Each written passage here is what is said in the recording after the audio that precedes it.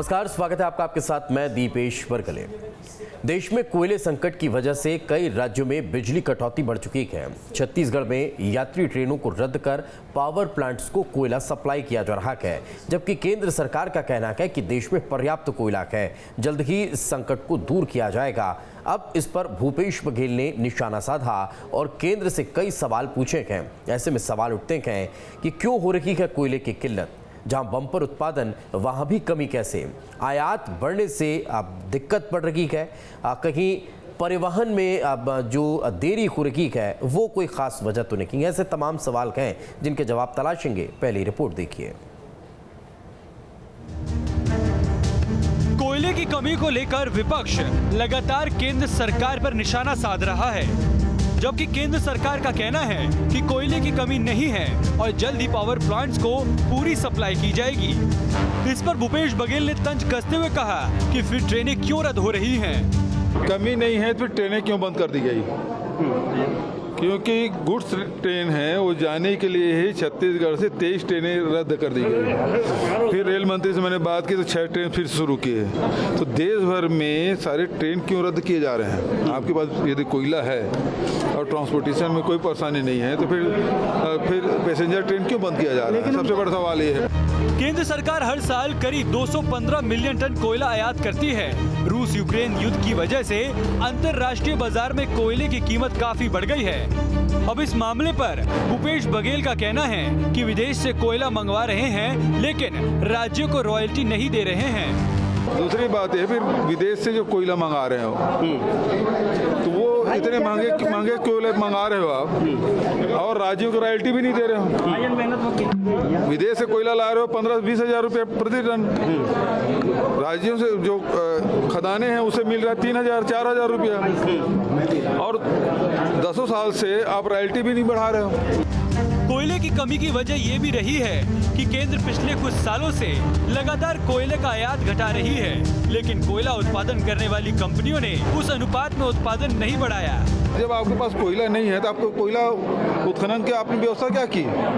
ज़्यादा आपको कर लेना था। जब ये स्थिति आने वाली है विदेशों में, दुनिया में जो स्थिति बन रही है, क्या भारत सरकार नहीं देख रही थी?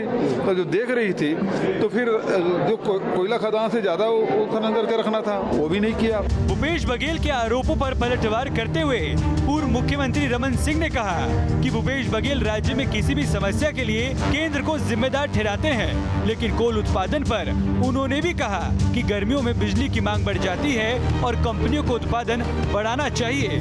जो पावर का डिमांड अप्रैल मई आते आते ये 20% तक बढ़ जाता है। अभी भी 12-13% पावर का डिमांड बढ़ा है।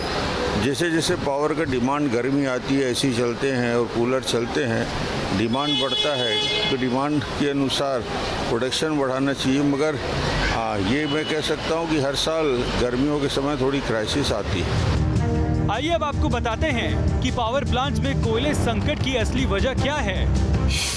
देश में कोयले का आयात घटा है, कोयला सप्लायर्स ने उत्पादन नहीं बढ़ाया है, कोयले की सप्लाई में गैप पैदा हुआ है। रूस यूक्रेन युद्ध से कोयले की कीमत बढ़ी है। राज्यों ने जरूरत से 1 महीना पहले मांग नहीं की। कई राज्यों ने समय पर कोयले का उठाव नहीं किया। कई राज्यों पर कोयला उठाने को लेकर जुर्माना लगा। राज्यों का कोल इंडिया से सालाना करार होता है। राज्य कोयले की आवश्यकता के आकलन में चूके हैं। देश में लगातार कोयला और बिजली संकट को लेकर काफी सियासत हो रही है। विरोधी दलों के राज्य लगातार केंद्र सरकार पर हमलावर हैं और आरोप लगा रहे हैं कि केंद्र से मामला नहीं संभल रहा है और केंद्र इस संकट से निपटने में असमर्थ है। हालांकि हर मुद्दे की तरह इस पर भी सियासत तो होती रहेगी, लेकिन आम जनता को इस संकट से कब राहत मिलेगी, ये देखने वाली बात होगी। Team news 8। तो बेहद गंभीर मामला है, इसको लेकर सियासत भी अलग होती हुई नजर आ रही है। इसी पर चर्चा करते हैं। बाबूलाल शर्मा सर हमारे साथ जुड़ चुके हैं, वरिष्ठ पत्रकार हैं। सर बहुत बहुत स्वागत आपका। रजनीश सिंह जी हमारे साथ जुड़ चुके हैं, बीजेपी विधायक है। रजनीश जी आपका स्वागत है। धनंजय सिंह ठाकुर जी हमारे साथ हैं, कांग्रेस के प्रवक्ता हैं। धनंजय जी आपका भी बहुत बहुत स्वागत है। धनंजय जी, क्या वाकई में इस तरह की स्थितियां हैं कि कोयले के संकट जैसी प्रदेश में भी स्थिति जो सरप्लस हमेशा से रहा है, और अगर ऐसा है तो फिर उसकी खास वजह क्या छत्तीसगढ़ में?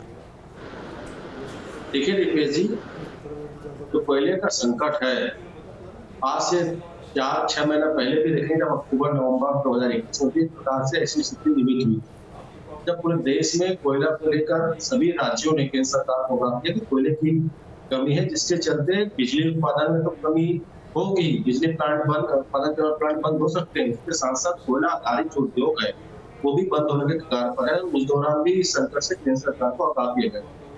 आज दोबारा वही स्थिति निर्मित हुई। आज से एक महीना पहले आप देखेंगे जो सेंट्रल इलेक्ट्रिसिटी है जो पूरे देश भर में कोयला को लेकर आपूर्ति करता है, वो देश की सरकार को सूचना दे चुकी 17% से कम कोयले में 17% के आसपास कोयले की स्टॉक की गिरावट आ रही है। और जब कोयले का खपत कंटिन्यू हो रहा है, देश में गर्मी के दिन है, कोयला बढ़ने, गर्मी पहली बार तो नहीं आ रहा है, इस सीजन में कोयले का खपत बढ़ना ही बढ़ना है, क्योंकि गर्मी इतनी ज्यादा होती है। हर घर में सुविधा है, तो एसी चलाएगा, फ्रिज चलाएगा, कूलर चलाएगा, सारे संसाधन का उपयोग करेंगे। सवाल ये उठता है कि संकट निर्मित क्यों हुआ, तो क्या इस संकट से केंद्र में बैठी सरकार अनभिज्ञ रही, क्या इस संकट का आकलन नहीं कर पाई? क्योंकि कोयले का नियंत्रण, कोयले का डिस्ट्रीब्यूशन, कोयले खनन की जो पूरी जो कंट्रोल है वो केंद्र सरकार के पास में, किस राज्य को कितना कोयला देना है, किस राज्य को कितना खनन होना है। मुझे ऐसा लगता है कहीं ना कहीं केंद्र सरकार इसमें चूक हुई है। किस राज्य को कितने कोयले की आवश्यकता है, इसको लेकर क्या राज्यों के अधिकारियों ने आकलन में कहीं कोई गलती कर दी? जो जितना डिमांड होना चाहिए था वो करने में कहीं कोई कमी रह गई? नहीं, कहीं किसी राज्य में मुझे ऐसा लगता है जिस प्रकार से देश भर कोयले का संकट है, और जब कोल इंडिया से साल भर के कोयले का करार होता है कि किस राज्य को कितना कोयला देना है एक साल के भीतर में, उसे किस महीने में देना है, तो उसमें मुझे लगता है सारे चीज पिक्चर क्लियर रहते हैं, सारे प्रोग्राम्स क्लियर रहते हैं। लेकिन अभी जो वर्तमान परिस्थिति उत्पन्न हुई, सबसे बड़ा कारण समझिएगा, तो देश में 65 ऐसे प्लांट्स हैं जो आयातित कोयले से चलता है।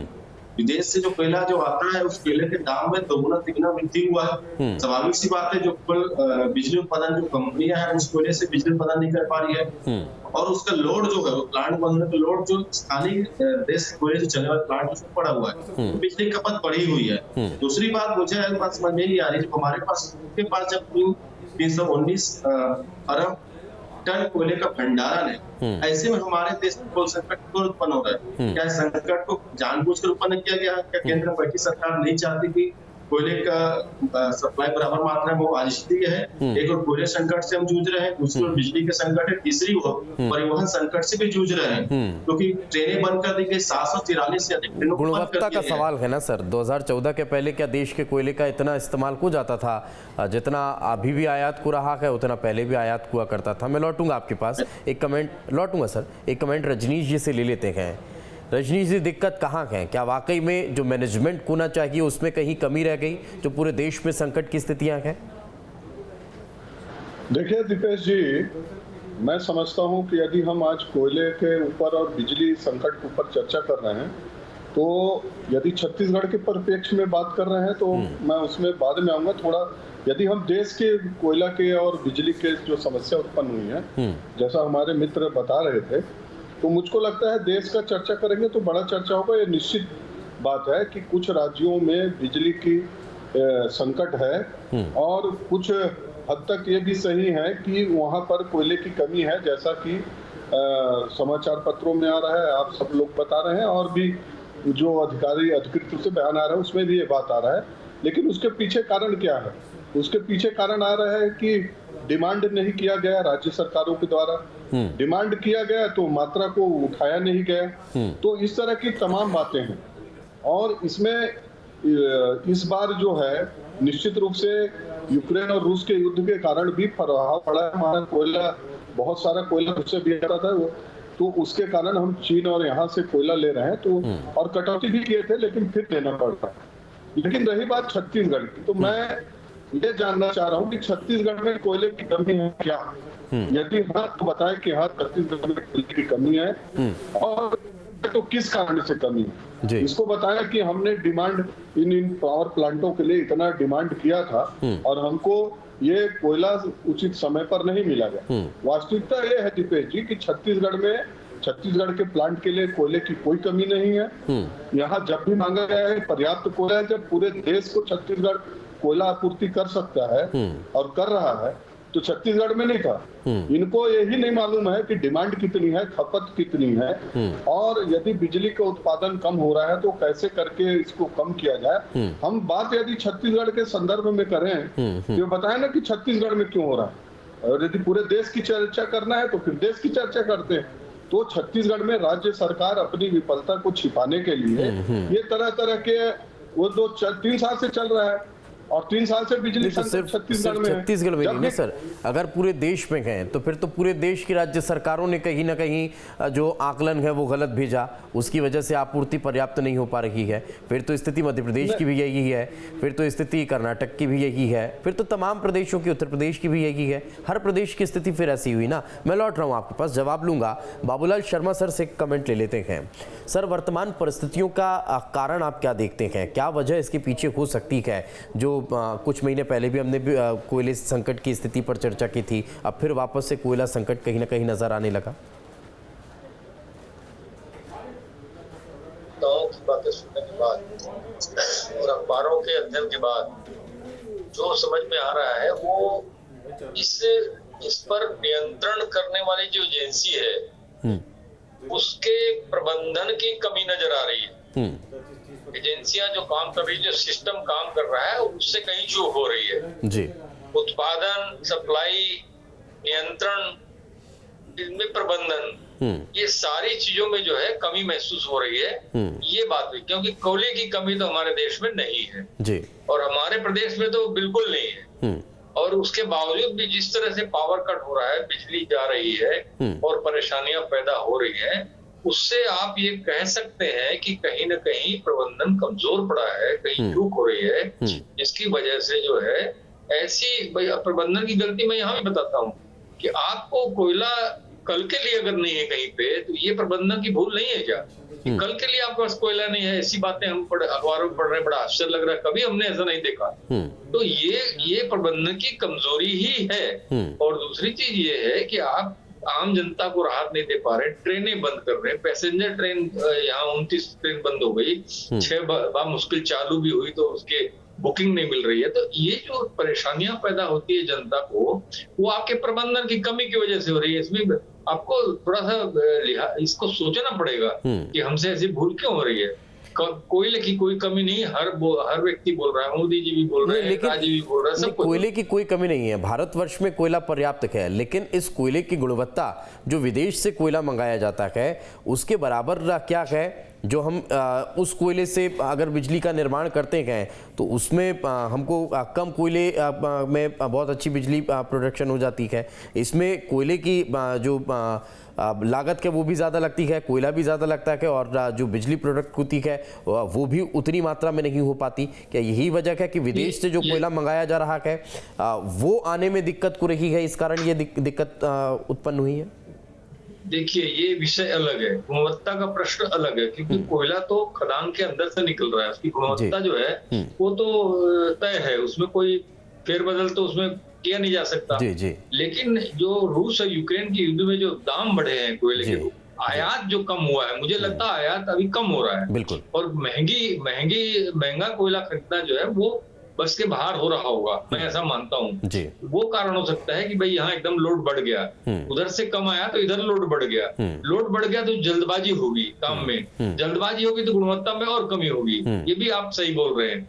तो वैसे ही हमारी जिस गुणवत्ता का भी कोयला है हमेशा अच्छा रहा है, हमारा काम चलता रहा है, कोई दिक्कत कभी आई नहीं है। ये पहली बार ऐसा संकट देखने में आ रहा है, थोड़ा मोड़ा कभी कभी होता था, लेकिन इतना बड़ा संकट जो है वो देखने में कभी नहीं आया कि किसी प्लांट के पास में कल का कोयला नहीं है, किसी के पास 2 दिन का कोयला है। तो ये परेशानियां जो है, मुझे इसमें पूरी की पूरी जो है सिस्टम जो है इनका प्रबंधन जो करता है, जो व्यक्ति, जो एजेंसी, उनकी कहीं ना कहीं चूक दिख रही है। और सभी क्षेत्रों में, सप्लाई के क्षेत्र में भी, उत्पादन के क्षेत्र में भी और प्रबंधन के क्षेत्र में भी। बिल्कुल, आपने एक बात इसमें बहुत अच्छी कही है, लेकिन इसी में एक विरोधाभास की भी उत्पन्न हो रहा है। उस शंका को आप उसका समाधान आप करेंगे। सवाल ये उठ रहा है कि एक तरफ दुनिया भर में जब कोयले के संकट की स्थितियां हैं और युद्ध के बाद कोरोना काल के बाद जब कोयले के रेट बढ़े, आयात कम हुआ, आयात अगर किया भी जा रहा है तो पैसे ज़्यादा देने पड़ रहे हैं। ऐसी स्थिति में जब दुनिया के कई देशों में ब्लैकआउट जैसी स्थिति हो गई, तब भी भारत में कोयला है, बिजली चल रही है, आज हम लोग एसी और पंखे की हवा ले पा रहे हैं। उसके पीछे की भी क्या ये खास वजह कि यहाँ प्रबंधन थोड़ा ठीक चल रहा है? नहीं, इसका अर्थ ये है कि हमारे पास में उत्पादन की इकाइयां जो हैं वो बहुत ज्यादा बंद अभी नहीं हुई है। आप ये समझ लीजिए, हमारे जैसे प्रदेश में ले ले, हमें 2 इकाई बंद हुई है, सीपत और लारा। तो ये 2 इकाई बंद है, उसको भी कहा जा रहा है जल्द हम इसको फिर से चार्ज कर लेंगे। मतलब ये है कि हम इस मामले के प्रबंधन में कहीं ना कहीं ठीक हो जाते हैं। खास करके छत्तीसगढ़ की बात मैं कर रहा हूँ, और दूसरे जगहों की स्थितियां क्या है उसका अध्ययन करने के बाद इस बात को और अच्छे से कह सकेंगे अपन। लेकिन विरोधाभास किस बात का है? विरोधाभास कुछ भी नहीं है। आप सिर्फ ये है इसमें प्रबंधन में कमियां, बिल्कुल, ये एक अलग मुद्दा है, और उत्पादन की गुणवत्ता एक अलग मुद्दा है। और तेजी से जब उत्पादन होगा दीपेश, तो निश्चित रूप से तेजी से उत्पादन, जल्दबाजी में उत्पादन जो उसमें गुणवत्ता की थोड़ी कमी आती है। और मैं जो बात कर रहा हूँ, मूल बात तो ये है कि ऐसी स्थिति क्यों पैदा हुई कि किसी प्लांट के पास कल के लिए कोयला नहीं है, किसी के पास 2 दिन का कोयला है, तो ये स्थिति पैदा होनी नहीं चाहिए थी। बिल्कुल, ये प्रबंधन की कमी मैं इस रूप में मानता हूं। बिल्कुल, एक बड़ी बात धनंजय जी, अगर ऐसी स्थितियां हैं तो क्या पहले से हमें सजग रहना चाहिए था? पहले से उस मसले को लेकर डिमांड होनी चाहिए थी? जब हमारे पास, अगर हम तो घर में देखते हैं ना सर, हम उसको इतने वृहद स्तर पर ना जाकर और घर के आटे दाल के हिसाब से अगर चर्चा करें तो हमारे पास कल के लिए अगर रोटी का आटा नहीं है और उसके लिए अगर हम आज चेतेंगे तो ऐसा तो संभव नहीं है ना सर। देखिए दीपेश जी, इस विषय में चर्चा कर रहे हैं वो आटा रोटी दाल से बड़ा विषय है। नहीं, मैं इसीलिए सर हम उतने वृहद स्तर पर जाकर चर्चा करने की मानसिकता में अगर नहीं है तो हम छोटे स्तर पर बातचीत कर लेते हैं कि अगर हमारे प्लांट के पास 1 दिन का कोयला बचा है तो हम फिर पिछले 15 दिन से क्या कर रहे थे कि भाई 1 दिन का कोयला बचने की स्थिति आ जाए तब हम उसको लेकर के चर्चा शुरू करें। देखिए, कोयला उत्पादन से अगर हम चर्चा कर रहे हैं तो स्टॉक में अगर बात करते हैं पावर प्लांटों के पास, तो बस 15 दिन का कोयला स्टॉक रखना चाहिए। बिल्कुल, और ये कंडीशन पे है, ये नियमावली में है। लेकिन दुर्भाग्य की बात है, केंद्र बैठी सरकार, मैंने कहा इस वक्त बेहतर कोई नीति नहीं। जो मुझे ऐसा लगता है कि इस कोयले के खेल के पीछे हम लोग कोई ना कोई मकसद है। क्योंकि अगर हम चर्चा कर रहे हैं तो देखेंगे पूरे देश में हर साल लगभग 920 मिलियन टन कोयले की खपत होती है, जिसे मात्र 215 मिलियन टन कोयला ही इंपोर्टेड होता है। मतलब बाकी जो कोयले हैं वो देसी लगता है ना, आपको इतने कोयले तो हर साल लगने हैं, और अगर कोयला उतना आपको लगना है, स्वाभाविक सी बात है आपको उसकी व्यवस्था करनी है। हमारे पास कोयला है लेकिन कोयला गर्भ के नीचे छुपा हुआ है, तो खनन कर रहे हैं तो बाहर तो नहीं है। इस प्रकार से कोयले को लेकर बात हुई। दूसरी बात, केंद्र सरकार के पास जब इस विषय में बात की जाती है तो वो उनका एडवाइजरी आया था कि आयातित जो कोयला है, जो इंपोर्टेड कोयला है, जिसके दाम देश के कोयले से 3 गुना ज्यादा है, उसके 15 से 20% आप उपयोग करिए। मतलब आखिर देश की सरकार चाहती क्या है कि देश की जो कोयला है उसको चलने वाली कंपनियों को भी इंपोर्टेड कोयला इस्तेमाल करने चला दिया जा रहा है। मतलब कहीं ना कहीं सरकार के नियत में खोट है। मैं ये भी कहना चाहूंगा, कोयला सप्लाई जो है बाहर से देश के भीतर लाने का जिम्मेदारी जिसके पास में है, उसके साथ की सरकार में बैठे लोगों की साठगांठ है, इसलिए कृत्रिम संकट उत्पन्न किया गया है। ऐसी कोई दिक्कत नहीं है कोयले के देश में, बशर्ते सरकार के नियत में खोट है। और 15 दिन की स्टॉक लिमिट सबके पास में, केंद्र सरकार को इसको व्यवस्था करनी चाहिए ना। आज आप हालात उत्पन्न हुए हैं, अब 753 ट्रेनों को बंद करके मालगाड़ी से कोयले की सप्लाई कर रहे हैं। मतलब आपकी जानकारी में तो था ना चीजों को, लेकिन आपने उसकी ओर सीरियसली ध्यान नहीं दिया है, क्योंकि आप नहीं चाहते कि देश की शांति बहाली रहे, लोगों को सुविधाएं मिलती रहे। रजनी जी, एजेंडा है ना। रजनी जी, कोई खास वजह इसके पीछे की जितने आरोप धनंजय जी लगा रखे हैं, कैसे देखते हैं उन्हें, और इसका कोई जवाब? नहीं, देखिए दीपेश जी, मैंने पहले कहा इनके पास सिर्फ आरोप लगाने के सिवा कुछ है ही नहीं है ना। छत्तीसगढ़ में सरकार में है, छत्तीसगढ़ के बारे में बात करें, छत्तीसगढ़ में 6-6, 8-8 घंटा बिजली सेटिंग क्यों हो रहा है? किसानों का रबी फसल का समय है, उनको क्यों बिजली नहीं दी जा रही है? छत्तीसगढ़ में बताएं ना कि हमको इतनी कोयले की डिमांड है, इतनी हमारी कंपनियां हैं बिजली उत्पादन करने वाली, हमने इतना डिमांड किया था, हमको इतना नहीं मिला। छत्तीसगढ़ की बात यह है दीपेश जी कि इन्होंने डिमांड ही नहीं किया, डिमांड किए, कोयला रखा रहा, उठाव नहीं किए। और उसके बाद जब बिजली की कमी आती है तो दूसरे प्रदेशों का, ठीक है मैं मान रहा हूँ उस विषय में, फिर मैं पहले कहा था दीपेश जी कि यदि हम पूरे भारत के परिप्रेक्ष्य में बात करें तो कुछ संकट हैं और उनके बहुत सारे कारण हैं, लेकिन छत्तीसगढ़ में क्या कारण है? ये सरकार जो बड़े बड़े बातें करती है, सिर्फ आरोप लगाना, केंद्र नहीं कर रही। अरे आप अपना राज्य संभालिए, आपका राज्य के विपक्षी दल नहीं हो, राज्य में आपको बहुत भारी बहुमत से जनता ने चुना है। ठीक, बिजली, पानी, सड़क, स्वास्थ्य, शिक्षा और बाकी जो मूलभूत चीजें हैं उसको आपको उपलब्ध कराना है। बड़ी बड़ी घोषणाएं की, आपने एक बड़ी बात कही डिमांड और सप्लाई की, उसे समझ लेते हैं। धनंजय जी, कितनी डिमांड की आपने और कितना कोयला सप्लाई हो पाया, उसका एक आंकड़ा दे दीजिए ना। रजनीश जी लंबे समय से उसको लेकर सवाल कर रहे हैं। देखिए, मुझे रजनीश जी के जो कथन है उसमें थोड़ा भी अचरज नहीं है। इसकी वजह बताना चाहूंगा। जो केंद्र में बैठी सरकार निकम्मी और मुनाफाखोर है। अभी आप देखें ना, महंगाई की बात हुई तो किस प्रकार से पेट्रोल डीजल के एक्साइज ड्यूटी घटाने के बजाय राज्यों पर थोप दिया गया, क्या वेट घटाइए। ऐसी निकम्मी सरकार बैठे रहेगी, जिस पार्टी के नेता यहाँ बैठे हैं वो ऐसी बयानबाजी करेंगे, क्योंकि इनको पता है कि मुनाफाखोरी नहीं, वो ठीक है, वो ठीक है, पे बात नहीं करेंगे, वो ठीक है। डिमांड जो प्रदेश के तरफ से जो डिमांड की गई थी, उस डिमांड की अब जो भरपाई है वो केंद्र सरकार ने अभी तक की नहीं की, और की तो कितनी की? नहीं किया गया है। नहीं तो यही एक बड़ा सवाल है कि भाई हमने कितनी रैक की डिमांड की थी, कितनी प्रदेश में आई, उसका कोई तो फिगर होगा ना धनंजय जी। भाई राज्य सरकार ने 15 दिन कोयले स्टॉक लिमिट की कम होने की सूचना केंद्र सरकार को दी। 15 से लिमिट है उसकी बात की है। मैंने कहा ना, केंद्र में बैठी सरकार निकम्मी है और भाजपा के नेता निकम्मे लोग हैं। इस प्रकार की बातें करेंगे वो, जिनके बातों में थोड़ा भी अचरज नहीं हो रहा है ना ही थोड़ा भी शायद आप नहीं धनंजय जी, अगर ये आंकड़ा आपके पास होता तो आप उसको खुलकर बोलते, क्योंकि जब हम धान खरीदी का जिक्र करते हैं और बारदाने की डिमांड का जिक्र होता है तो हम एक दिन के हिसाब को लगाते हैं। मैं तो बोल रहा हूं 15 दिन का स्टॉक की बात करो। नहीं, स्टॉक से कम हुई तो सरकार ने मांग की है। बोलिए रजनीश जी, आप लोगों के पास भी आंकड़ा थोड़ी ना होगा ना, आप लोगों के पास भी आंकड़ा थोड़ी ना है, आप लोग भी हवाबाजी ही कर रहे हैं ना। तो कोयला की संकट होती है, नहीं कर रहा हूं दीपेश। नहीं तो आंकड़ा बताइए ना सर आप। अगर सशक्त विपक्ष वही तो होता है ना सर, जो इस बात को उजागर करे कि सरकार ने इतनी डिमांड की थी और इतनी केंद्र सरकार ने सप्लाई की है, तो कहाँ किल्लत क्या? बताइए सर फिर, अगर आपके पास आंकड़ा है। नहीं, ये कोई डिमांड ही नहीं किए हैं, ये डिमांड ही नहीं किया। आप बिना डिमांड के कोयला सप्लाई कर रहे हैं क्या सर? बिना डिमांड के दे रहे हैं, रोक देते सर अब तक तो केंद्र सरकार। इतना दिलदार हो गए कि बिना मांगे दे दिए। मैं बता रहा हूँ ना, सुन लो ना। नहीं, नरेंद्र मोदी जी इतने दिलदार हो गए बिना मांगे दे दिए। अरे नरेंद्र मोदी जी को छोड़ दो, पहले अपने राज्य को देखो। और बार बार जो निकम्मेपन की बात करते हो ना, निकम्मापन कौन है भी पता लग जाएगा। निकम्मेपन की बात जो बार बार कर रहे हो ना, निकम्मा सरकार बैठी है, निकम्मे कांग्रेसी लोग बैठे हैं। छत्तीसगढ़ को छोड़ के बात करेंगे। छत्तीसगढ़ में जवाब बात करो, और छत्तीसगढ़ में कितना डिमांड किए थे आपको? जितना डिमांड हुआ था उतना कोयला मिल रहा है। वापस से घूम फिर कर वही आ जाते हैं जिससे जनता का कुछ भला ना होता है और ना कभी हो सकता है। वापस से घूम फिर कर धनंजय जी और रजनीश जी, मैं रोकना चाह रहा हूँ। ठीक है सर, ठीक है।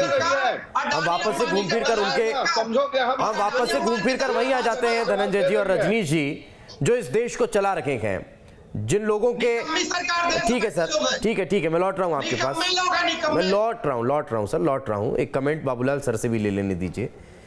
सर, एक महत्वपूर्ण सवाल यहाँ पर यह खड़ा होता है, देश में बिजली उत्पादन जो है उस पर अगर हम बात करते हैं तो फिर कोयले पर निर्भरता हमारी बढ़ती नजर आती है। एक क्षमता होती है, हम धरती से भी कब तक निकालते रहेंगे, कब तक हम प्रकृति का दोहन करते रहेंगे? क्या अब हमें परिवर्तन की तरफ आगे बढ़ना होगा? अब हमें इस दिशा में भी बात करनी होगी कि हम इस ऊर्जा के सबसे बड़े स्रोत सौर्य से कहीं ना कहीं बिजली उत्पादन की तरफ अब आगे बढ़ें, उस पर विचार करें, ताकि इस कोयले के संकट की परिस्थितियों पर हमको भविष्य में ज्यादा चर्चा ना करनी पड़े। बिल्कुल सही कह रहे हो दिपेश साहब। जिस तरह हम आज पेट्रोल की स्थिति को देखते हुए उसका विकल्प खोज रहे हैं, नितिन गडकरी ने जी कई विकल्प बताए। इलेक्ट्रिक गाड़ियां बन रही हैं और एथेनॉल से हम गाड़ी चला सकते हैं, इस पर विकल्प बन रहा है। और भी बहुत सी चीजों, धान से भी एथेनॉल बन सकता है, गन्ने से भी बन सकता है। ये जो हम विकल्प खोज रहे हैं, तो कोयले का भी इसी तरह से कोई ना कोई विकल्प खोजना पड़ेगा। बिल्कुल सही कहा आपने। खदान कितना आपको देंगे और कितने साल देंगे, अगली पीढ़ियों के विषय पे भी आपको सोचना पड़ेगा। कई देश ऐसे हैं जो अपने अगली पीढ़ियों के लिए जमा करके रखते हैं। आज हमारे जो किरंदुल की जो पहाड़ियां हैं उसका जी, जो जी। लोहा है जी। वो जापान खरीद करके समुद्र में डाल रहा है ताकि भविष्य में यही सबसे बड़ी बात है सर कि हमको अब भविष्य के लिए सोचना होगा। वक्त इससे ज्यादा इजाजत दे नहीं रहा है। जी, माफी चाहूंगा सर, माफी के साथ आपको रोकना चाहूंगा। बहुत बहुत शुक्रिया आप तीनों मेहमानों को हमारे साथ चर्चा में जुड़ने के लिए। इसी के साथ हमारी इस खास पेशकश में आज फिलहाल इतना ही। दीजिए इजाजत, नमस्कार।